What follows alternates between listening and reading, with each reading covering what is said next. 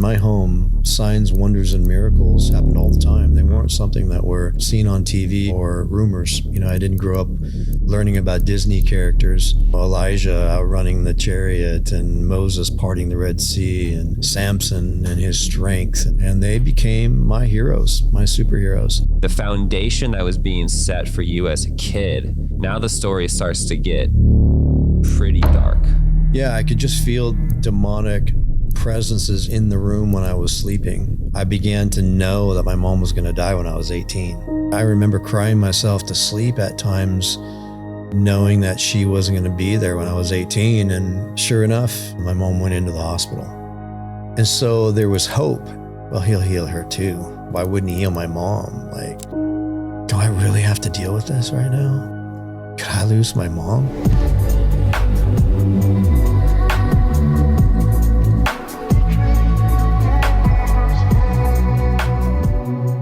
Guys, I have been planning for this podcast for now a long time, but 2 weeks of just dedicated reading the whole entire book. I have my good friend, mentor, man I want to be like, stepping in the footprints of everything that he's doing, which I just love everything about him, Rick Gutman. I'm going to give a little intro for you because I think people need to know how important you actually are, unfortunately, and then we'll get into the roots of everything.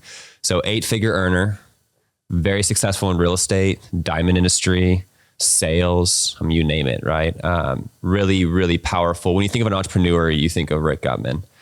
More importantly, that's all the worldly accolades, which, we're in a beautiful beach house in Dana Point. He has everything that the world says that you want.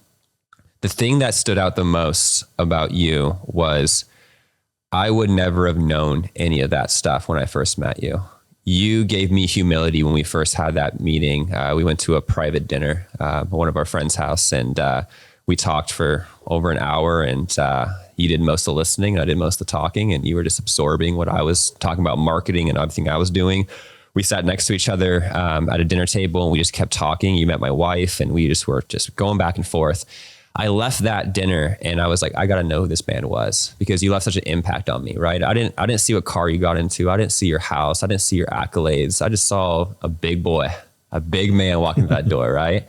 And I watched every YouTube I could find on you. I watched every podcast. I looked at every article, and I realized, wow, what an idiot I was for talking so much. I should have been listening to this man.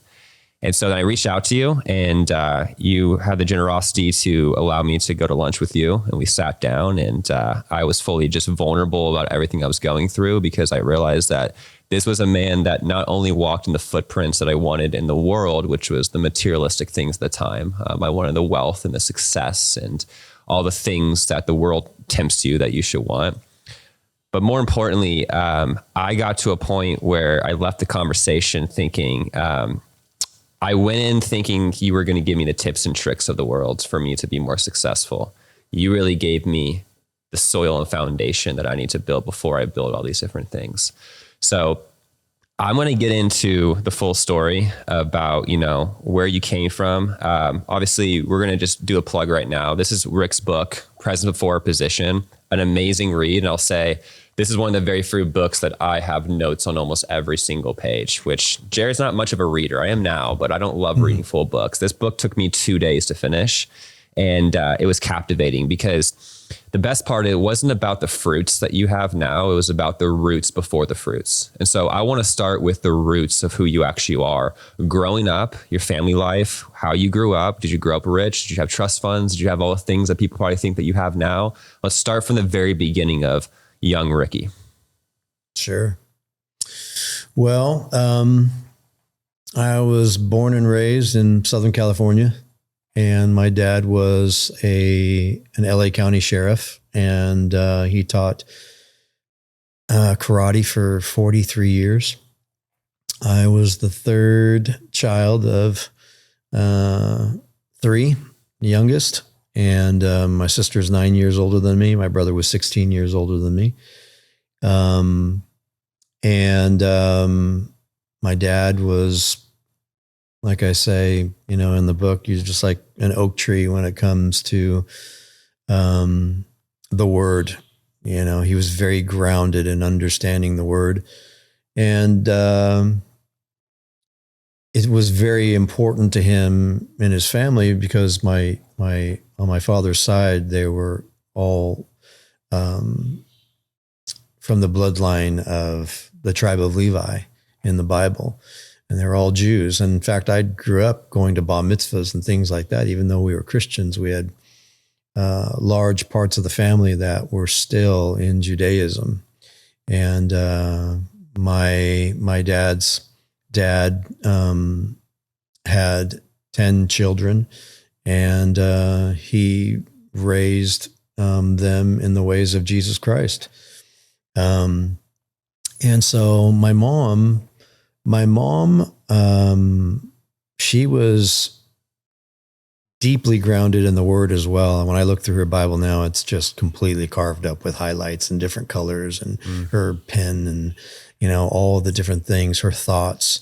So beautiful. My dad's as well. But my mom was very sensitive to the Holy Spirit. Like, she could hear things, she could see things. She was very prophetic. She would have visions. She had experiences in heaven many, many times. And so she is the one that really gave me the sensitivity of the Holy Spirit and to recognize when God entered the room, so to speak. I could feel his presence. And so growing up, she would, sit me down on her bed and give me all of the Bible stories. And she would feed Jesus to me in a way to where I hungered for it. It was my playground. And like I said, I didn't grow up learning about Disney characters. I grew up learning about, Elijah outrunning the chariot and Moses parting the Red Sea and Samson and his strength and his long hair and all of the amazing exploits of the patriarchs of the faith in the Bible. And they became my heroes, my superheroes. But my mom, she battled depression a lot growing up. And I think that's probably where she needed the Holy Spirit more than others, because she needed more, right? That place of vulnerability puts you in a place where you subconsciously put a demand on the Holy Spirit, like he has to show up for you to know that he is with you. That's what's so beautiful about God, is he meets you where you're at. It's more than ironic when you see somebody who is like, I got this, they don't feel much of the presence of the Holy Spirit. But when you have somebody who has struggled with sadness or grief or situational issues, and they reach to heaven, Jesus will meet you. And so I think that was one of the primary foundations that my mom had, where it was just an everyday experience. And she was very prophetic. She would give you a word from the Lord, and man, it would happen. And over and over and over again. And that was a beautiful experience for me, because Jesus wasn't something that I read from a book. Jesus was living and active, and he cared, and he was your provider and your protector and your savior. And he was tangible. He wasn't distant. He was tangible. And so I had a wonderful childhood. My parents were together from the time they were like 12 years old, 12 and 13. They grew up in New York, moved to California in the 50s with all the other brothers and sisters that they had. So I come from a huge family. When you talk about your mom's depression real quick before we get on to the next part of it, it's interesting because when I think about like what you're saying about the actual aspect of a lack of something. You said something that was profound, that, a lot of people, when they have their glasses filled, right, with a cup, it could be filled with things that aren't the Holy Spirit. It could be filled with, different liquids, poison, things like that, right? But when it's filled to the top, it's hard to make room for anything else. So sometimes God gives the blessing of lowering your load in a cup, and now she has air in it where she's like, I need something. And so it's almost like, it seems like, we're always programmed to want the easier things, but it's interesting how I think about that foundation, and what seems to a lot of people as a curse of depression was actually a blessing, because now she's able to find the Holy Spirit and then instill it into you. And that kind of leads into the story that I love so much about the book, where she wasn't just talking at you, I was realizing. She was allowing you to see things for yourself. And so let's talk about the legs and the when she says, go, Ricky, and go see this, right? Let's talk about that. Yeah. Growing up, we went to a church called Melodyland in Anaheim, and I was 9 years old, I think. And there was a woman that came to preach, and her name was Catherine Kuhlman. Now, everyone knows who she is. She had a global healing ministry. As an awkward lady in the way she would speak, even though she was on TV and all of that. But God would move miraculously with this woman. And so we got to church early to see her. I had never seen her before. And I was sitting at the end of the pew there, and I noticed a lady over my left shoulder walking down, and she had one huge shoe, because one leg was much shorter than the other. But as being that age, I was just so mesmerized by that shoe. And it caught my attention in the beginning, which was more than ironic. And then when the service started, and Catherine Kuhlman was introduced, and she preached her message. At the end of it, she asked if there are those that were sick or that needed healing. And that lady came up, and my mom goes, Ricky, run down to the front. And that was not something that my parents ever told me to do. Number one, my dad's a sheriff. He's exposed to the 5% of the trouble in the world. So I was never caught out of their sight, and they were both very protective of me. So it was polarizing for her to tell me, you need to run to the front. So I was like, okay, she means it. So I did. So I went as far as I could. And I'm surprised that the ushers didn't tell me to get out of the way, but it was just a divine appointment. And they took this woman and sat her in a chair and put both legs out like that. And one was about 3 or 4 inches longer than the other. And I remember looking through the ushers and at Catherine Kuhlman, and she had the woman's heels in the palms of her hand. And she said, in the name of Jesus, I command this leg to grow. And the anticipation in the church, especially for me, I was just like, I couldn't believe that I was about to see a leg grow. And I watched it literally like 3 clicks, just went click, click, click. And both legs were identical in length. And how many people ever get a chance to see that in a lifetime, And so at an early age, I was able to get exposed to that. And so I had a cyst on my wrist that was underneath my skin that was, making it very difficult for me and to bend my wrist and all that. And Monday morning, I was supposed to have surgery to have it removed. And I was, a little kid. I'm scared, stiff to go have my wrist cut open. And my dad would teach a Bible study with the family. And I went in and interrupted the Bible study, something you never did. But because of what I saw, I thought, well, if God did that for this woman, why wouldn't he do it for me?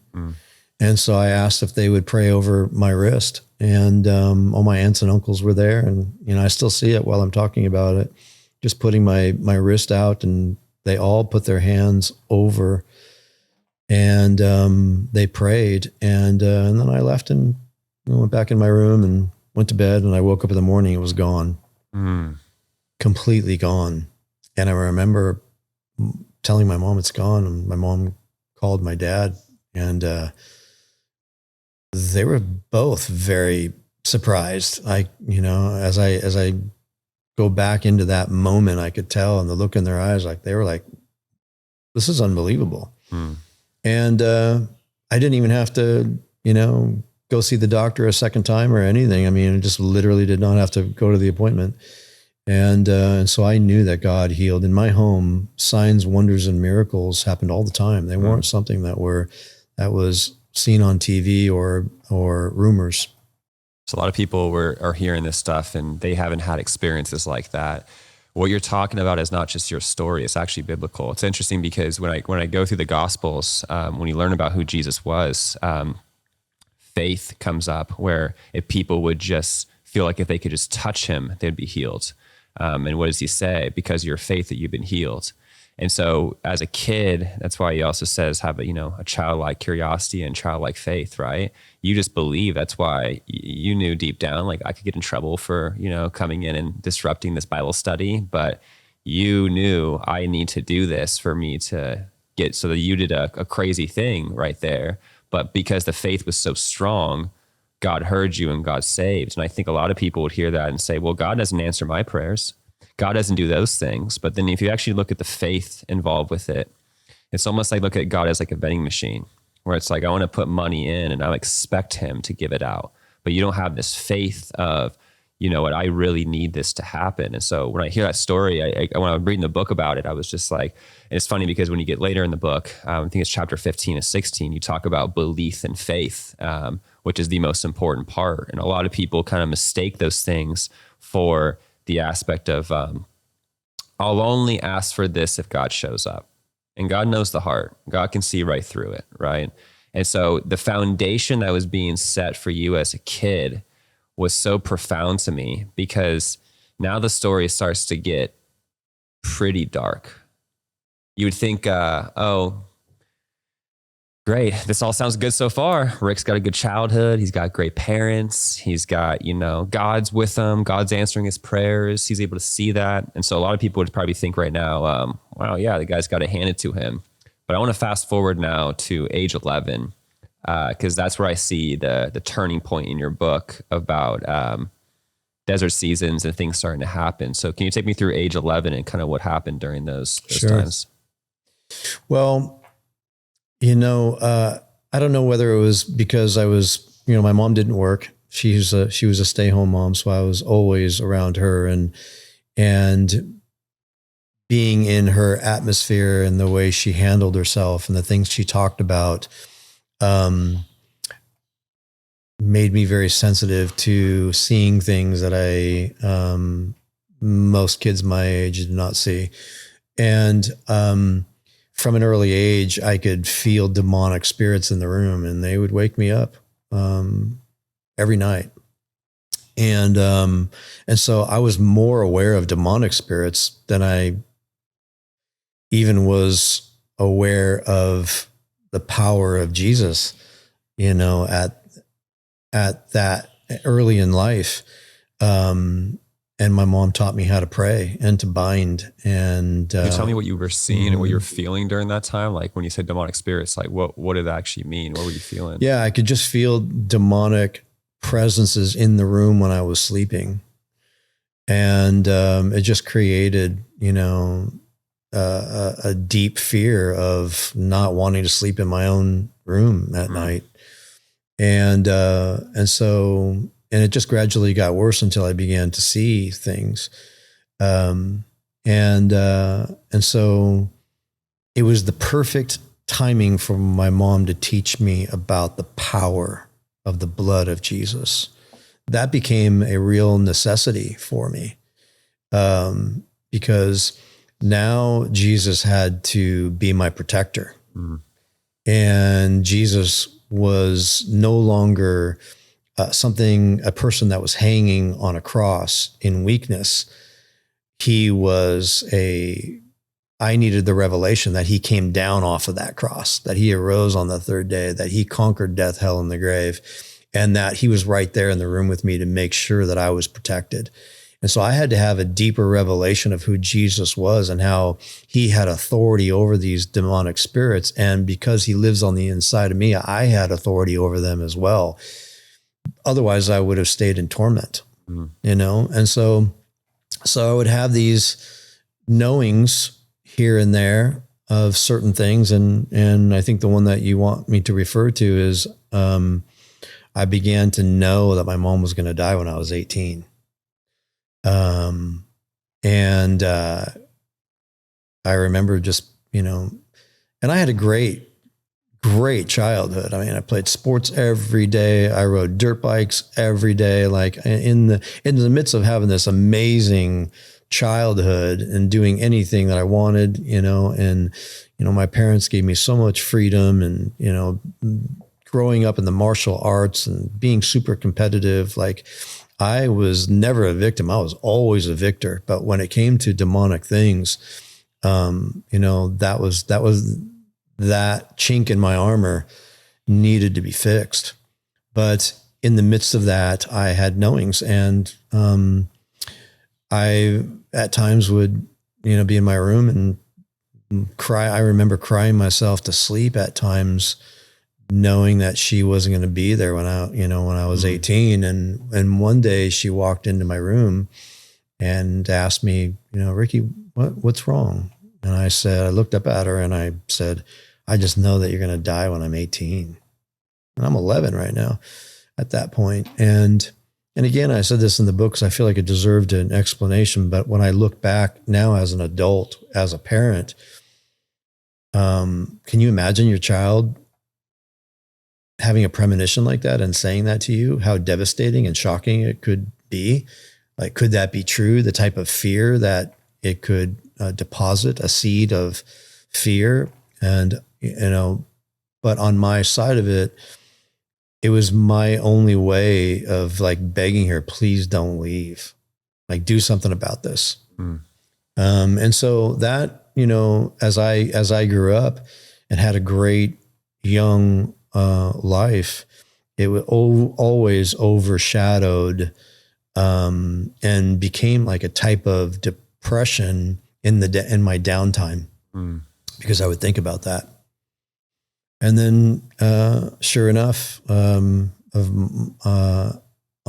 Christmas Eve of my 17th year, my mom went into the hospital, and she was jaundice, and they thought that maybe she had hepatitis. She had yellowing in her eyes, yellowing in her skin, and then a couple of months later, they said that, she needed her, they were going to remove her gallbladder and that, she'd be fine. She could feel like a brand new woman. And she went in for surgery. It was only supposed to last a few hours. And it was like 6 hours. And they came out and said that she has cancer of the pancreas, and they give her 3 months. And she ended up dying November 1st of my 18th year. The part from 11 to the 18 of her passing away, was it torment, anxiety of almost like, I got 3 more years, I got 4 more years, I got 5 more years? Or was it kind of like, no, I don't think, like, was it kind of your mind and overpowering the deep down feeling of that, being like, no, I don't think this will actually happen? Like, what was the mindset during those years? Something that I didn't put in the book that I remember, so that, I became very good at compartmentalizing stress at a young age. That really helped me as an adult as well. Today has become a great strength for me. But I remember at 17, my brother was really sensitive about those things too. And he told my sister, you better be good to mom this Christmas because it's going to be her last. Oh. And I just remember being so angry at him for saying that. And that anger came from a place of, I know that's true. Yeah. And I don't know how he knew that, because I was not close with my brother. He was 16 years older than me. You know, by the time I was 3, he was already moved out of the house. And so he didn't get that from me. But I just remember all of a sudden at 17, that fear was back into play. When you had that validation from that moment, though, were you still, we can talk about that too.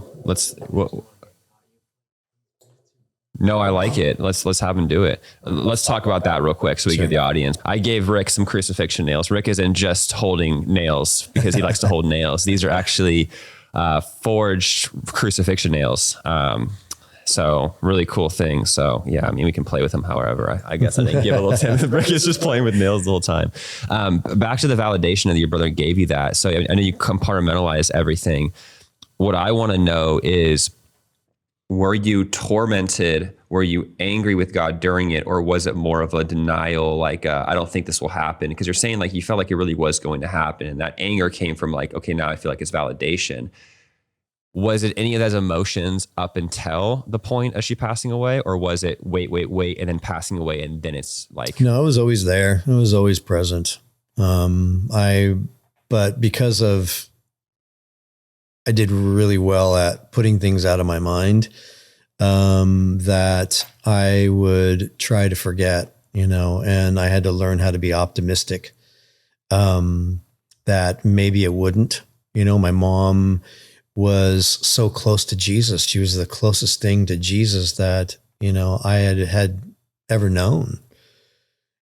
And so there was hope in it that, well, he'll heal her too. He healed me. He healed that woman in church. Why wouldn't he heal my mom? Like, she sees so many wonderful things in heaven, and she's so close. Jesus was her life. Like, my mom's like a diamond in God's eyes in the way I viewed her. And so I always hoped that there's a good chance Jesus would heal her. So it brought the balance that I needed at the time. And then when my brother said that, it was like the complete anchor. It was like reality. It was, what if God doesn't heal her? And then all of my fears came to the surface. Like, it's finally here. Like, I'm almost 18. And I didn't want to face that, because, you know, I'm in high school now. I'm knee deep in sports. So preoccupied with the next thing in next level of competitive sports, that it was also a, do I really have to deal with this right now? Like, I'm right on the verge of something really great getting ready to happen. And could I lose my mom, you know? And so there was a flood of emotions attached to it. the day of that, all had happened, when it was finalized and you now have a part of yourself, you feel like that is gone. Confusion, anger, what was the emotions that came from that day? Yeah, it was a mixed bag of things.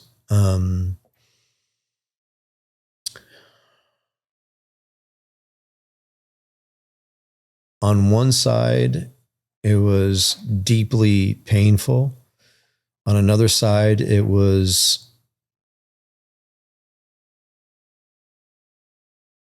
probably a lot of denial because I didn't know what finality would feel like. And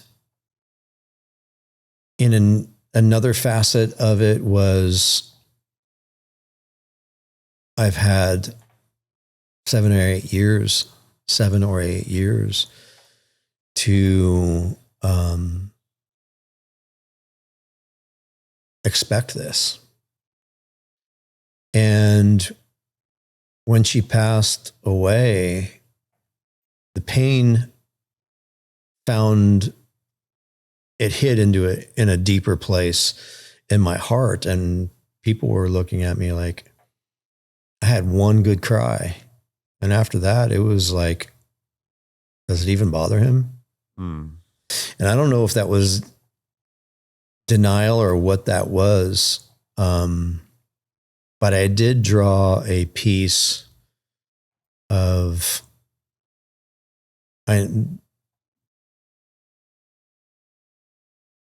Jesus was the greatest thing in my mom's life, and she was finally with him, and she wasn't suffering, and she's having a blast right now.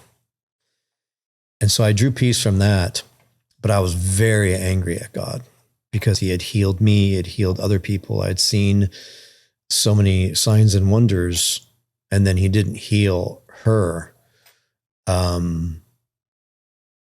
I subconsciously began to open myself up to things I never would have before, drinking, partying, where that was completely opposite of what I was growing up. I was a leader and a protector and completely against alcohol and drugs. And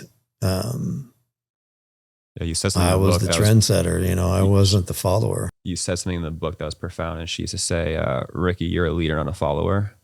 And you said when you started falling into those things, you realized that you weren't the leader anymore, you were the follower. Because you used to say in high school, it'd be like, put the drugs away, put the alcohol away, Rick Gutman's here, And so that to me is, you got peace that your mom was with Jesus, which that's what she wanted, obviously. She's happy, but I can only imagine the peace of 18-year-old young man not having his own peace. And so I know you one good cry, but my question is, when you are in a safe space, if you would call it that, when you're by yourself and you need your mom for certain things, you needed to call her, you wanted to be there, the things that she was there to lead you the whole way, was that just complete denial of I'm not going to feel those emotions? Or was there times when you're by yourself that no one knows about, that it was just, it was overwhelming to a point of just, you didn't know what to do? That's a great question. No, the whole thing just hardened me, where I stopped feeling, I was more, there was a guard around my heart and my emotions at that point, to where I just didn't show that much vulnerability about anything after that, other than two huge breakthroughs. Growing up, I could never say I'm sorry, and I could never say I love you to anyone, not my parents at all.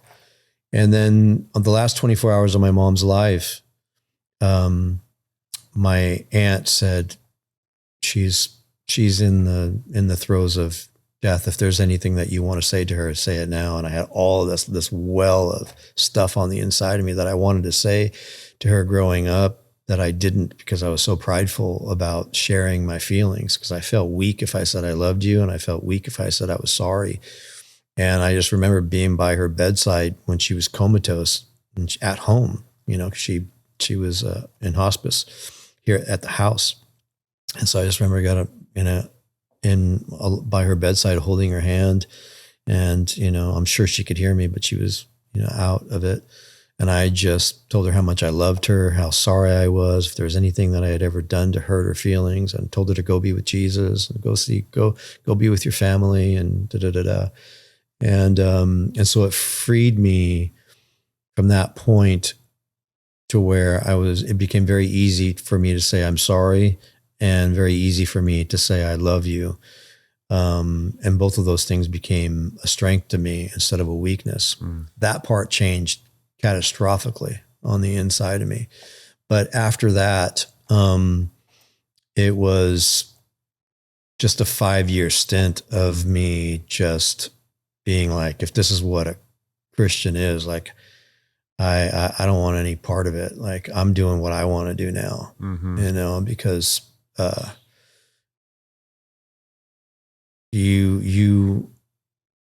can't trust you. I read this thing where it says, if you're in pain and you don't have the conversation with God, the devil will have the conversation with you. Mm-hmm. And that makes sense on why people run to the drugs and alcohol and hardening, right? Because you just want to forget it, and you're so confused by it, and you're like, well, look, you didn't answer my one prayer, and so I got to fill this void. I'm going to do what I want to do. And so that took you down this journey. And you fast forward to then I think the spark for you was when somebody brought up Revelations and end times. And so can you kind of take me through that part of it?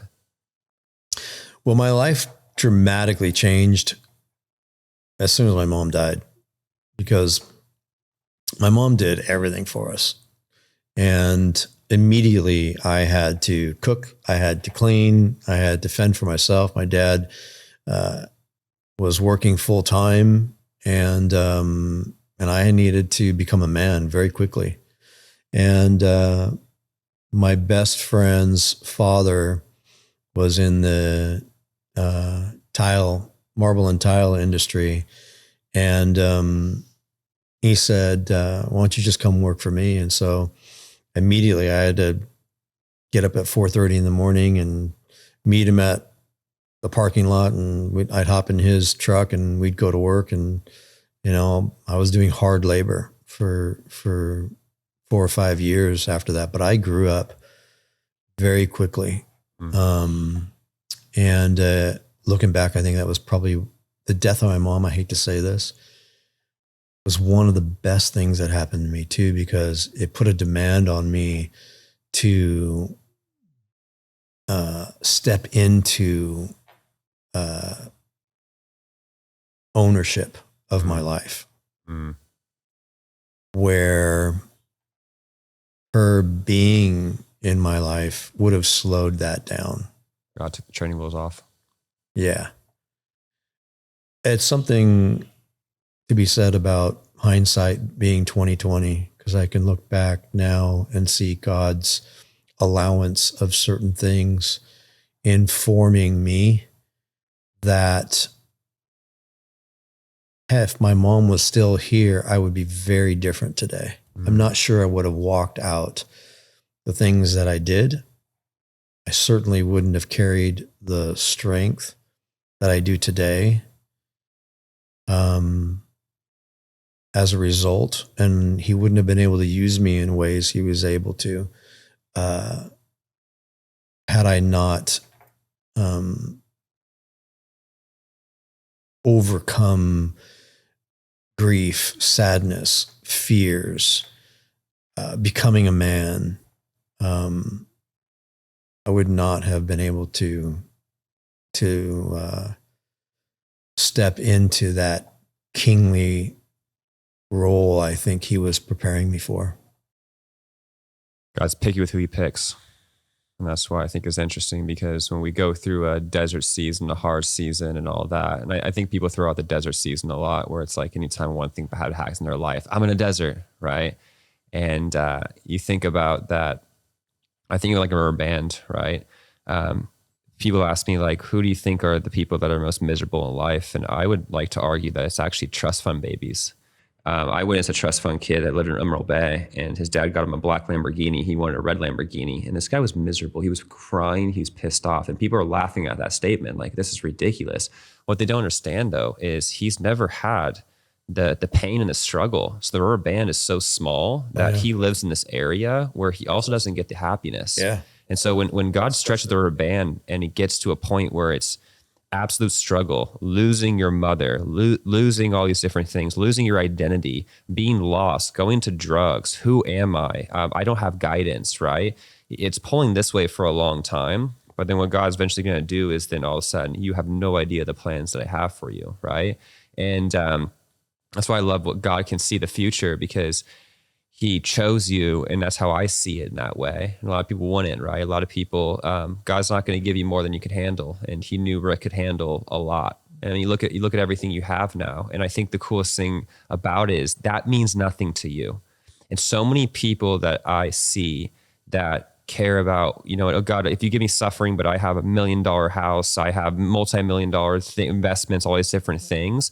See how it's all like kind of caught up in materialistic things. For you, if we took this house from you, we took the cars from you, we took everything off your back, and then we got to a point where it's like you have nothing, you have everything still, right? And so before God could actually give you something, and I have this thing that God's been talking to me about where he says, I won't give you success until you're ready for it.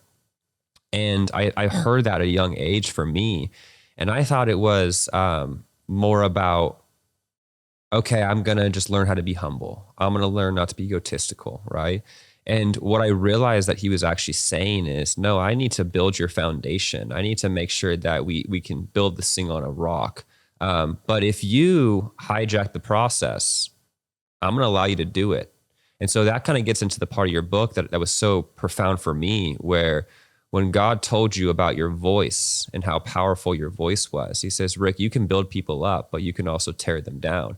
That right there was almost a warning to you to say that I have big plans for you, but those plans, I'm giving you free will to exercise, and they're big, regardless if they're going to be big in a good way, like you've done in your life now, or big in a bad way. You can destruct something. It's just like fire. You can burn a whole entire forest down. You can burn a whole entire neighborhood down, or you can use it to stay warm.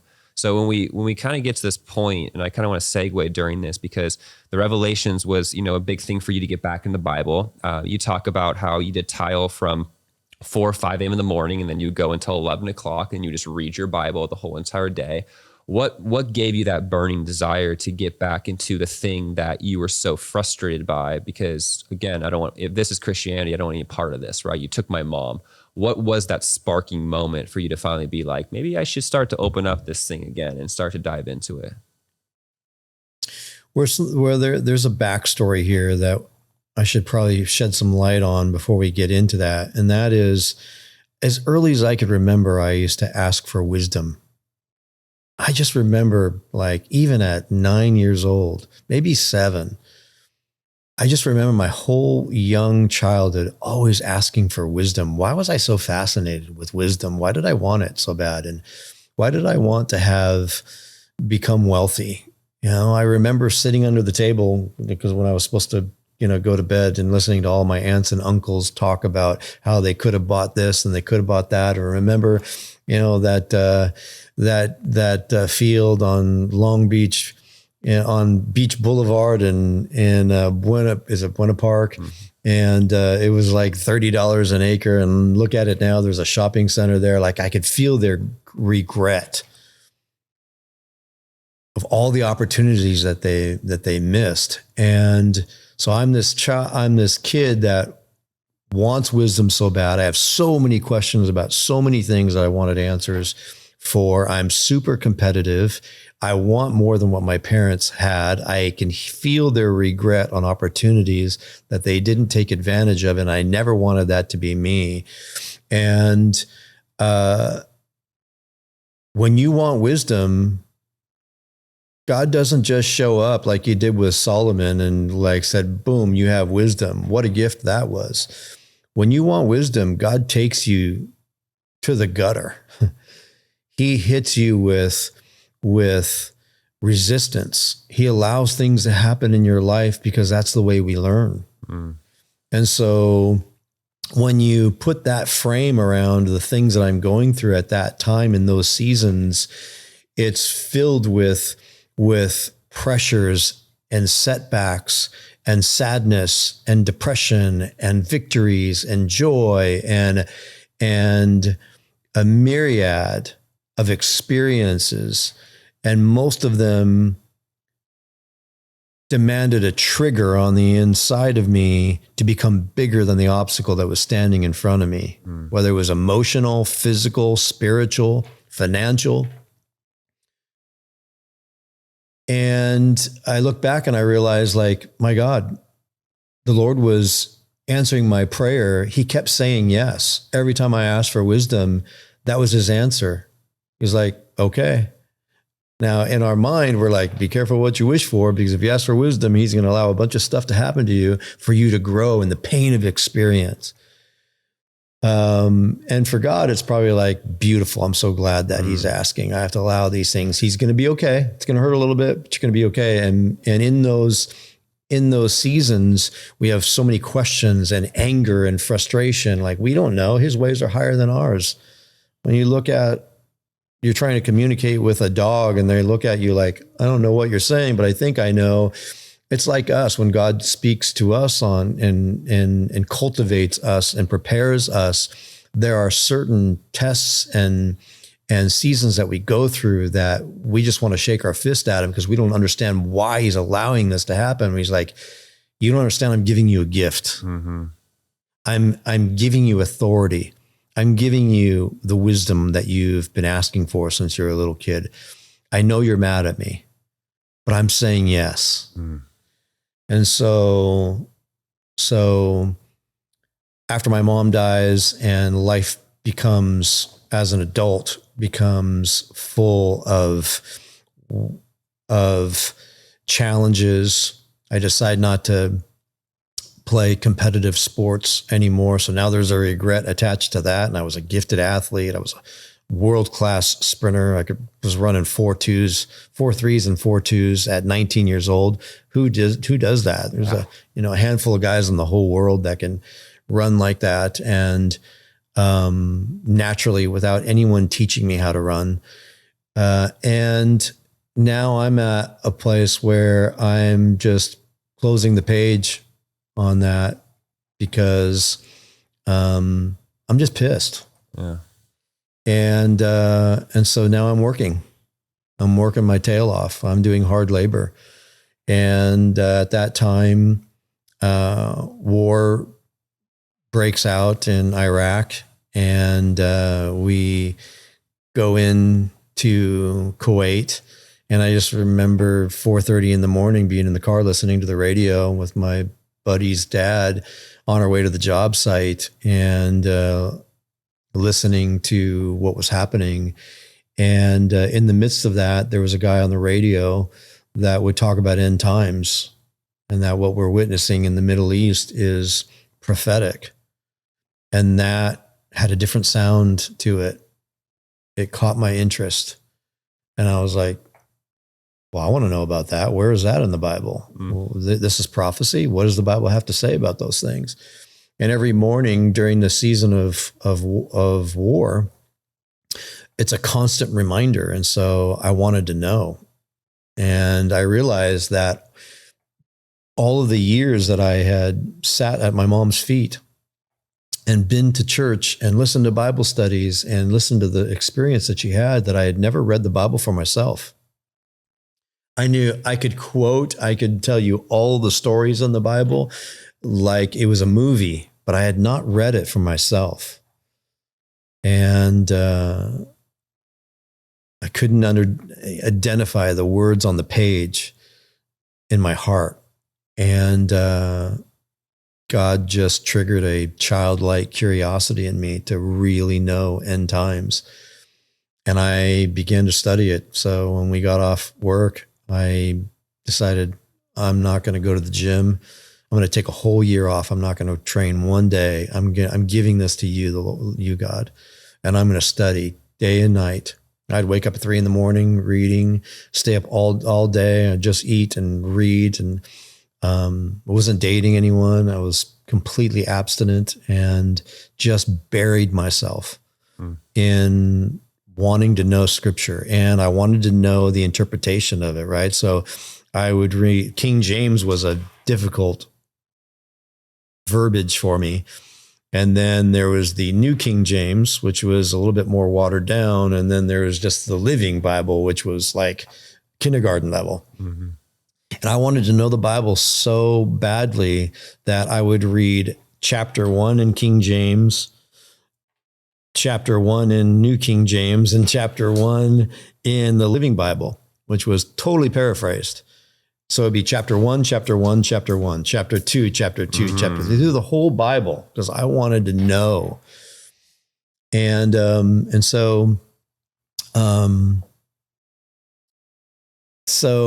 but I gravitated to the 5 prophetical books of end time. And so I would skip to those areas so I could understand it. I would listen to pastors and teachers that really understood end times. And I became obsessed with it. And to where like I knew everything that was going to happen prophetically and what the Bible had to say about it. And, you know, even in the future of Revelations and all that, that became something that I buried myself in. And I just remember one day, one of the few times that I started to really hear God for myself. And I heard the Lord say, how come you know everything there is to know about end times, but you don't know me? Mm-hmm. That really caught me. And it blindsided me because I didn't realize like I didn't really know him, even though I felt like he's my friend, he's my hero. Like I was a little Jesus freak and like all of that. But after my mom passed away and I had never read the Bible for myself, it was like he opened the door and gave me this beautiful invitation to know him. And at that point, I started to have an appetite for like, I wonder what made Jesus happy? Like, what did he eat? What did he talk about? You know, what made him be angry with people? I want to know his personality. And so that became my next pursuit. And so I just studied and studied and studied. And I started going to a church that was all word, just word, not much spirit, but all word. And I learned so much about things, but I still had the lingering depression that never lifted from the death of my mom and the things that I had gone through.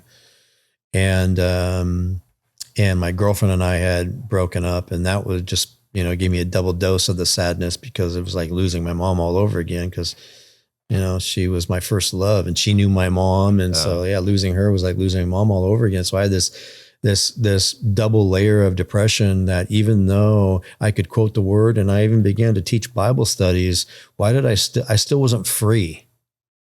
Why was I still bound up? Why was I still always sad? I'm like with God every day. I'm reading his word, but I wasn't free spiritually. And I could tell that there was a difference.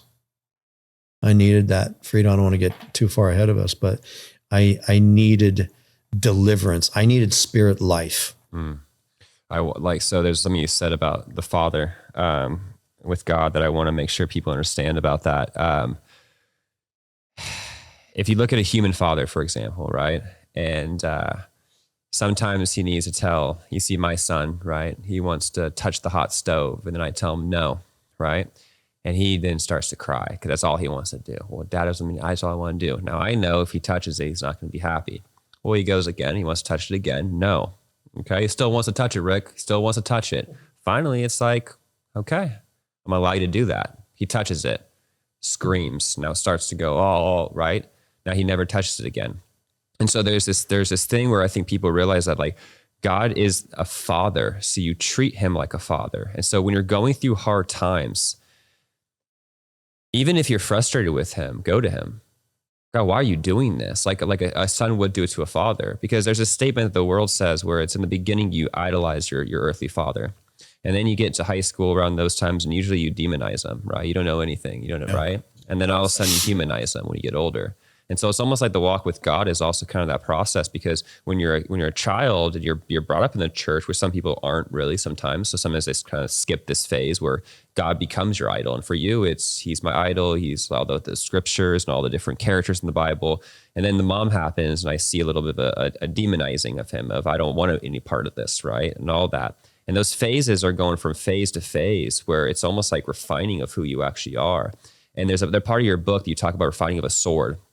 And I'll actually talk about a different way of doing it, because I love how you talk about refining the sword. But have you ever seen how silver is refined? I've read about it. I can't remember, So but I really know the interesting impurities. because the way that silver is refined is they have to put the silver on the hottest part of the flame, and it has to stay there. And then you ask, when is it refined? And the response is when you can see your reflection. And so God will hold you to the hottest part of the flame for as long as you can be there until you see him. And so when people look at God the Father and they go through the hard times, it's very easy for us, just like a child, to be like, oh, my dad doesn't want the best thing for me, right? And God is a great father without an ego. Because as a father, our earthly father, sometimes when my son is asking the questions, why dad? I have to kind of defend myself, I feel like, right? Because I have this ego of like, you just don't know what you're doing, right? And it gets with me, like, you don't know what's going on. But God is almost just sometimes silent, of just like, I know what you need to go through. I know you need to go through some of this frustration. I know you need to venture to things that are earthly that you think are right for you to figure out that I should never go down this route again. Because if the story was different and all of a sudden you lose your mom and all of a sudden you're just like, okay, I'm going to go full force with God, right?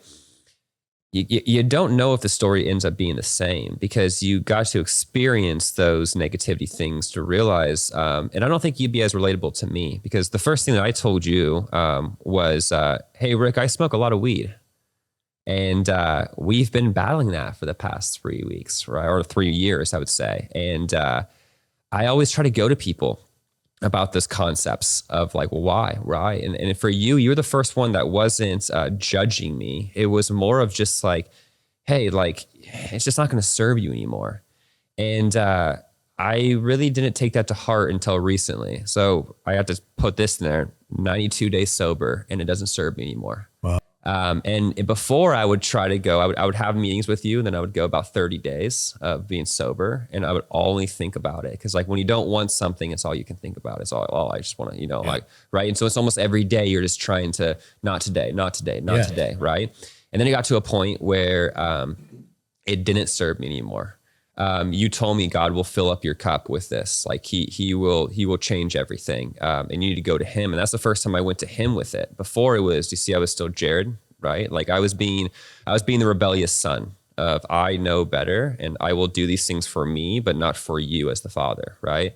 Right when I did that, I got to a point where, no, I don't need it anymore. I smell it in my neighborhood too. And I usually that would trigger me and be like, I need it. Mm-hmm. I don't need it anymore. And it was when I told you when I first stopped smoking this phase, I was so excited to call you and be like, Rick, like I'm doing it, like blah, blah. And I'm expecting you to be like, I'm so proud of you. You're doing awesome. And you said, if you do it again, it's up to you. And you kind of like gave me this like sense of like, stop taking the pressure off yourself. You're trying to be too good. And so God kind of lives in the middle, where if you're like the Pharisees trying to be too good, right? Everything is about like, oh, I'm not doing this. It almost is this pressure that is so heavy, where do you see how now you become your own idol? Well, I'm doing it. I'm stopping it. What you taught me was you got to give it to God. God's got to allow you to stop it, right? You can try all your different techniques, all the different things you'll do, but then when times get tough, you will always fall back to your resources. And you said something to me on the phone. You said, your source in the morning becomes your resource for the day. And I was noticing that the times that I would want to smoke more weed was when I didn't go to the Bible, I didn't go to God first. And then life would hit me, I would get stressed in work and my mind goes crazy. And all of a sudden I just want to hit a joint to calm my mind down, right?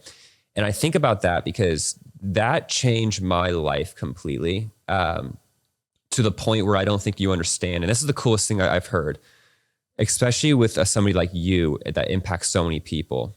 You don't know how many conversations there are with people that you've impacted that you don't know that the story that you did for them and they're talking about. Right.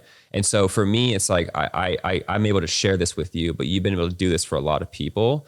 And because I'm so, I'm out there and I want you to know what you've done for me. I want to give you the roses of like, hey, like what you've done and how you were diligent with God. God has used you in the way that that in this book, you talk about that's what God was using you for. And I think about it and I'm like, I don't know if you would be able to give me the correct advice if you didn't go the phase of 18 into those years of doing the actual thing. Because it wasn't a way of, I never did that. I never got to it. You understood it. And you told me a story about a friend that also understood it as well. And I start to realize like, oh, you were part of the same circle, right? Because I think a lot of people would start to be like, I don't ever want, again, the book, you talk about it. Oh, Rick Gutman's here, hide the alcohol, hide the drugs, right? And then when I read the part about, okay, you actually experienced it too, it actually humanized you for the first time of like, okay, this is a man that has conquered the mountain that I'm trying to conquer. Not the man that wasn't able to climb the mountain, that was on top of the mountain already saying like, you can do it. It's like, buddy, you never climbed it. You did climb it. So when I think about this whole entire thing, I'm like, do you see how God is refining you like silver, where he's holding you to the hottest part of the flame? And then finally what happened is you were able to see your reflection, which was him. And then now you're like, okay, I learned about it. But when he told you the thing of, you know everything about the end times, but you know nothing about me, that gets really interesting for me, because now that kind of gets into the part of the book that gets me so excited of now you're ready to kick the devil in the mouth. So I kind of want to get to that part where you walk into the church and you hear a pastor say something to you that finally you're like, all right, it's war now. Before we get into that, I want to mention this. The devil knows the law. I love how you say it's almost like a lawyer, right? There's courts in heaven. There's certain structures of it. It is actual warfare, and he knows what he's doing. I think some people think that the devil's like a shotgun where he'll just like blow things up without even knowing. No, he's a sniper. He waits for you in your perfect vulnerability moment, and then he will then pounce on you, right? And so when I start to think about those moments, you knew that before a lot of people, where you were like, okay, now it's time to go after the devil, right? Did you know how big of a mountain that actually was when you heard that for the first time? Were you excited about it? Where you were like, hey, like, okay, I now have a tool, but ignorance is bliss sometimes. So did you know how powerful that would take you and where that would actually take you? No, I did not. I was always told that God had huge plans for me around the world, but I wanted none of that. Yeah. And I had been through such a long season of defeat, both demonically and self-sabotage as well. And all these experiences that I never thought I would find myself caught up in. And all of that was one massive blanket of the devil has just run a 3-ring circus around my young life. And God allowed it all with my cooperation long enough for me to come to a place where I was like, I'm sick of this. Like I'm too competitive to continue to lose, and too depressed to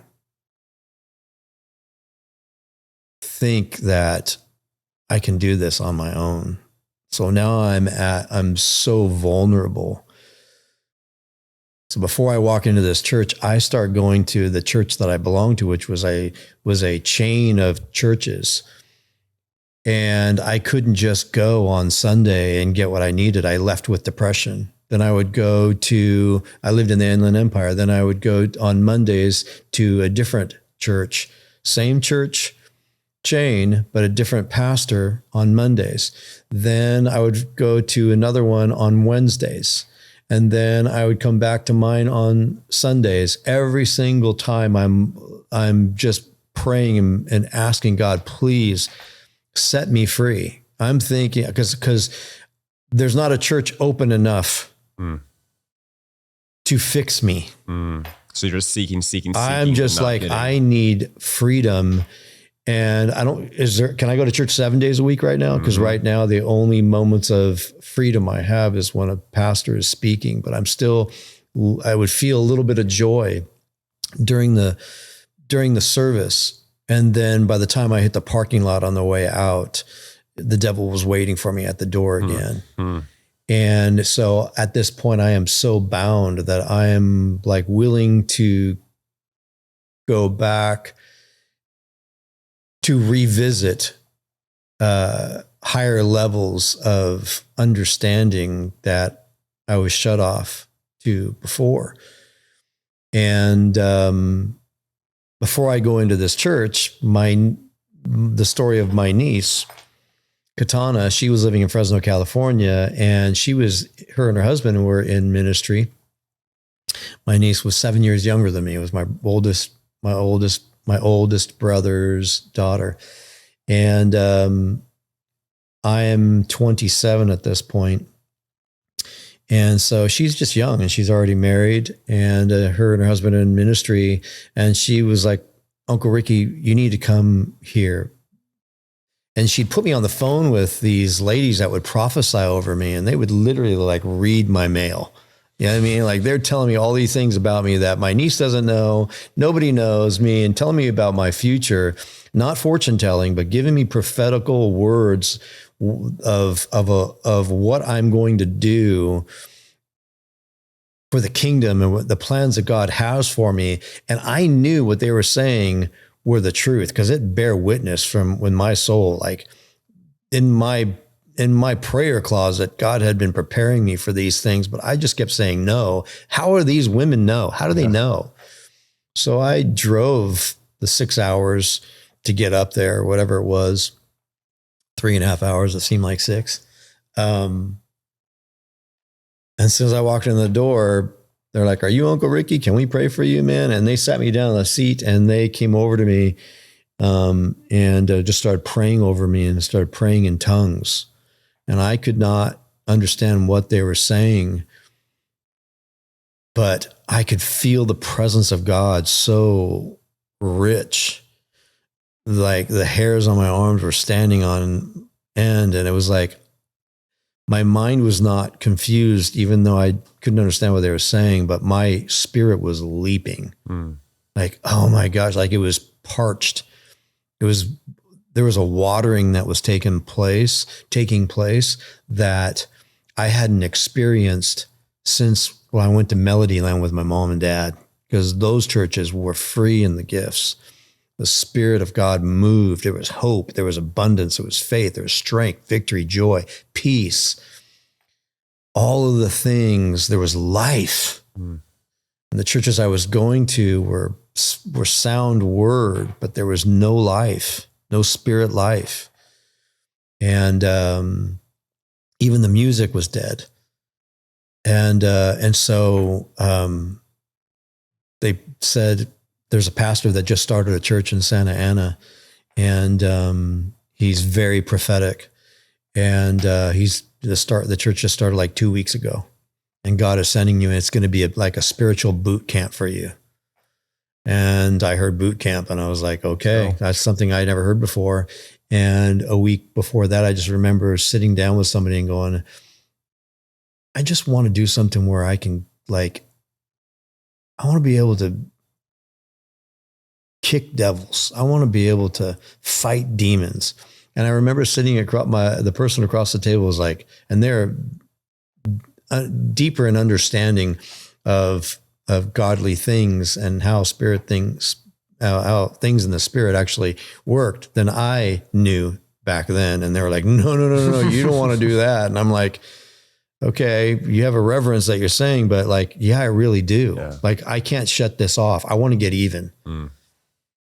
And so 2 weeks later, I walked into this church, and worship was not much of a deal to me because I didn't come out of churches where the worship was any good. So I was like, I'll just get there a little bit late after the worship. And so I can listen to the message. And I did. I walked in, and And the pastor said, he wasn't looking at me, he was in the middle of his message. And he goes, "You kick the devil before he kicks you." And I was like, I was looking for my seat and I heard that while I was walking. I'm like, "You can do that?" Like, dude, I'm in the right place. Man, I listened to his message and he spoke with authority and victory and life, and nothing was impossible. And at that point, I was just, my head hair down the middle of my back, and I always looked like I looked like a doper, even though I wasn't at that time.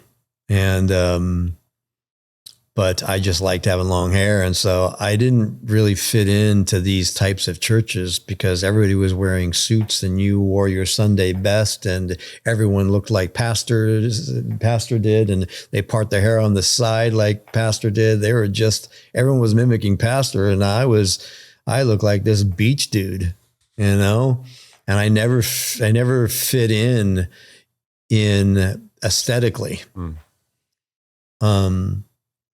And so I left set free for the very first time.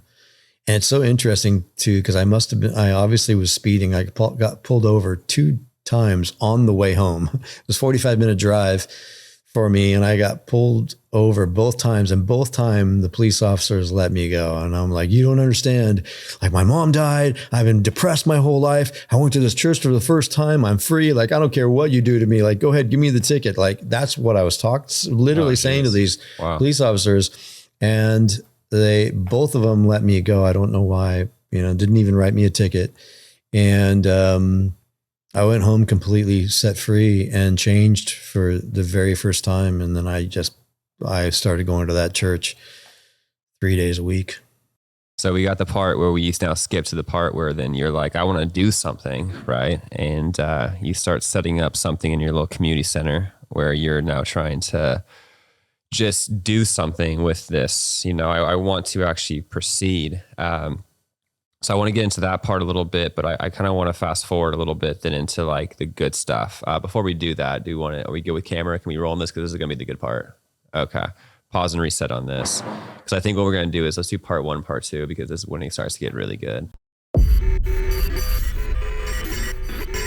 Where else can I go? I want to go to the darkest places of the earth where they want to take my head off. Like, I know that I'm surrounded by legions of angels. And I'm in the back of this truck.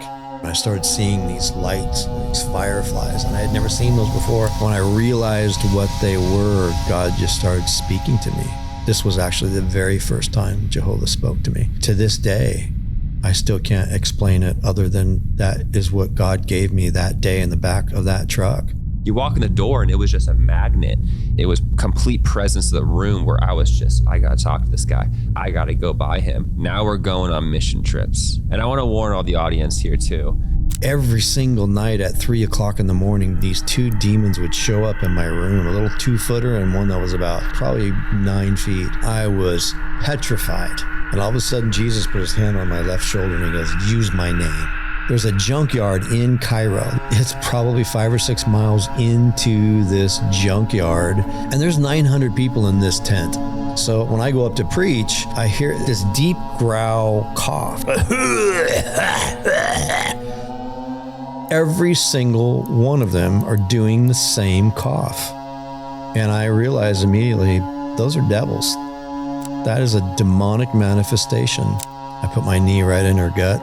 And then I remember saying, "We're tired. We want to go home." And she doesn't even know English. And I thought, who's we? That was like all the invitation I needed. Like, now there's devils here. The interpreter says, "That man right there, he wants to receive Jesus." That's the crazy one. That's the one that everyone's afraid of. And all of a sudden, man, his hands in front of him just start doing this. The muscles in his face begin to tweak. His eyes start rolling in the back of his head, and you can see all the veins going through his arms, and here in his throat starts swelling up like this, like a bullfrog.